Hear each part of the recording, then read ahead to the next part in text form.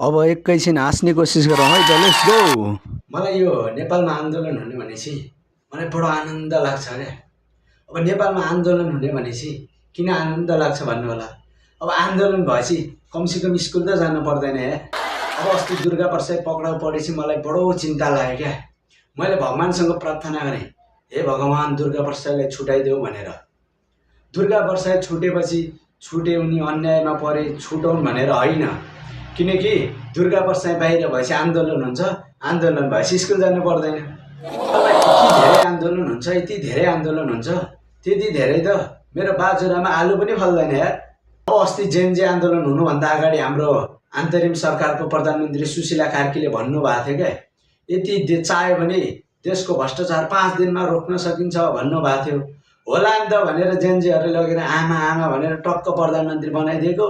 अनि अहिले यसो सोचेर विचार गर्नुभयो होला नि त, हैट 5 दिनमा त कहाँ भ्रष्टाचार रोकिन्छ, 5 दिनमा त महिनावरी रोकिन्छ सोच्नु भएछ गरे। अहिले त भ्रष्टाचारको नाम निशानै लिनुहुन्न। हाम्रो देशको मन्त्री र मेरो स्कुलको रुटिन एउटै लाग्छ, कहिले पनि स्थिर हुँदैन, परिवर्तन भइरहन्छ। आन्दोलन हुँदा फेरि अचम्म लाग्छ क्या।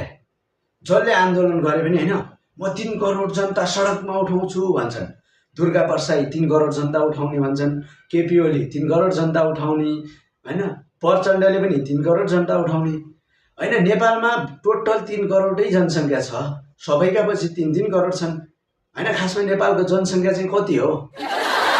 जेएनजी आन्दोलनमा म पनि गएको थिएँ क्या। त्यो आन्दोलनमा गएको मान्छेहरूले के भन्छन्, ए तिमी त हेर्दा कति सोझो देखिन्छौ, किन आन्दोलनमा आएको रे? त्यसलाई के थाहा, हेर्दा मात्र सोझो, आखिर पायो भने त मान्छे बम्बई लगेर बेच्दिहाल्छ नि।